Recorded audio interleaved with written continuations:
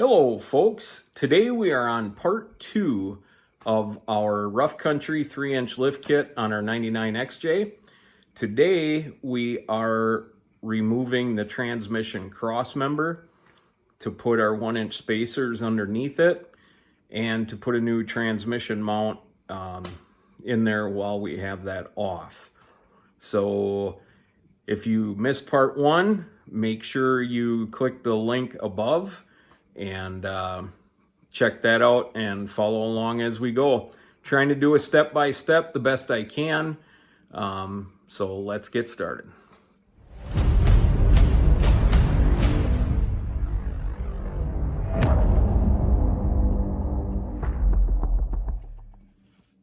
All right, folks, this is part 2 of our 3-inch rough country lift on our Jeep XJ. So what we're doing is first off, we want to jack up our transmission. I have a center block here. I have 2 bottle jacks. One would probably be enough, but I have a secondary in case one tips. And the last thing you want is when you have your cross member out for one of your jacks to fail. That'd be a rough day. Anyway, so we're gonna start out. These 4 holes are 13 millimeter bolts, nuts. You remove those.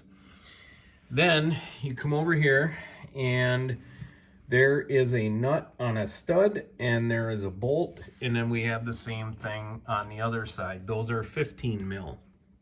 Now, depending on the condition and the age of your XJ, they may be rusty. Sometimes they do break. On our other XJ I did have one break. It sucks and it can turn into a battle, but thank God these are breaking loose. What I would recommend is, what I did with mine is I loosen, get it, crack it loose, then I retighten, crack it loose a little bit more, retighten, and back and forth until I have workable nuts and bolts. So that is what we're doing here.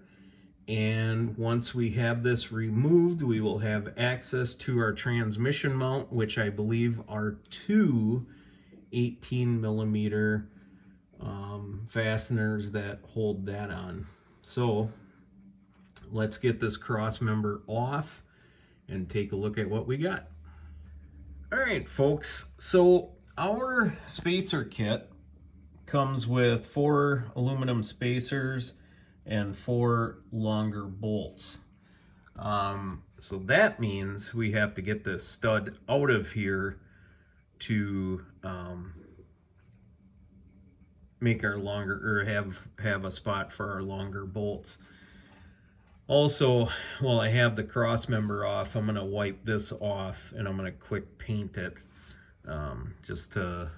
This Jeep, thank God, is pretty much rust free, and I don't want it to start here, especially with where our cross member mounts.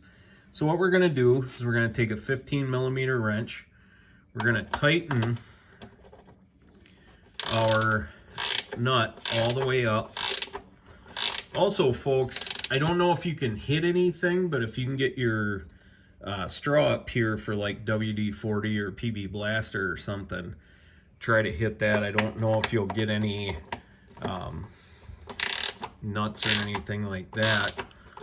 But what we're going to do is we're going to run this cat all the way up so we can get our second nut on there. Sorry for the camera work, I'm doing this all. There, we got that tight. And then we're gonna run our second nut. And we'll go this way, just like the other one was. We're gonna run that all the way on. And tighten that up. And now we're going to back off this one and until we get our stud out. Once we get our stud out, we will be right back. All right, folks, thank God, with a little finagling, we were able to get our stud out of there. What I did is I ran this nut all the way up here and as tight as I could, and then I ran this one up tight as I could. I used a 15mm combination wrench and a big cheater bar to get this one to stay tight. Otherwise this one kept backing off, this bottom one, so I was able to reef on it with a cheater bar. And then when I got to this top one, I used the same cheater bar and I was able to spin this whole thing out. So thank God that is out. Now we are on to our transmission mount. There is two 18mm, I believe they're 18 mil. I could be wrong. If I am, I'll let you know. There's one on each side. We will lower the transmission mount out of here and put our new one in. And again, I don't know if I really need it, but I have one. So far this one looks pretty good, but sometimes once you get them off, you can start to see cracks. So let's get that out and bolt our new one up in there, and then we'll put our spacers in. The big feat is over by getting those out. I wiped this off. I painted it with some truck bed liner before we mount our cross member back up.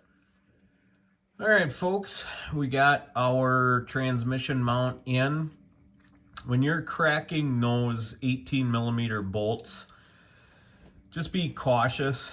You do have to reef on them. They do have them Loctited. So if anything, you got to crack them free and maybe do that trick where you tighten it, loosen it, tighten it, loosen it. If you get this mixed up in the direction, because this can only go on in, well, it can go on in two ways, but the long end here will face the passenger side.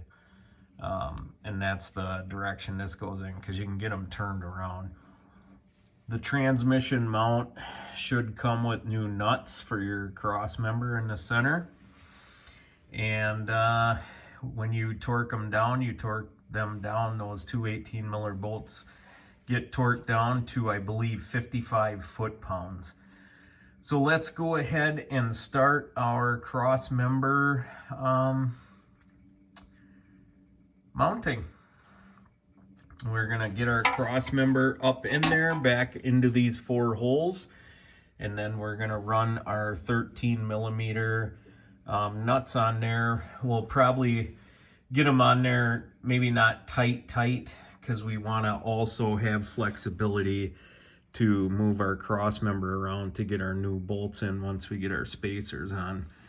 So let's go ahead and get that done. All right, folks, so what I did to get this lined up correctly, you may not have to do this, but I noticed my bolts were not going straight up and down. Just, this does twist.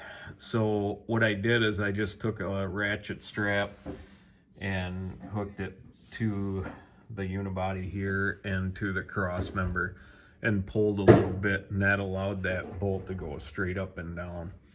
So I'm gonna go check the other side, make sure I'm straight there before I keep tightening. So that's just a little pointer. Give that a shot if you're struggling the same way. All right, folks, well, that'll conclude part 2. Again, just be patient. If you got a buddy around, they can hold one side and push and twist and whatever until you get it lined up, or use that ratchet strap method. I put blue Loctite on the end of the bolts. Blue Loctite, not red, because you never know if you take this down again. And they get torqued to 35, 36 foot-pounds, somewhere in there. And that should do it. It is written in John 3:16, "For God so loved the world that he gave his only begotten Son, that whoever believes in him should not perish but have everlasting life." this concludes part 2, folks. Part 3 is going to be the rear leaf springs. I hope this video helps. Comment, leave an email. In the description, we have our email, so you can email with any questions. Leave comments, like, subscribe, and there's more videos to come that we think you'll enjoy. As always, folks, God bless America, and God bless the Republic. Take care.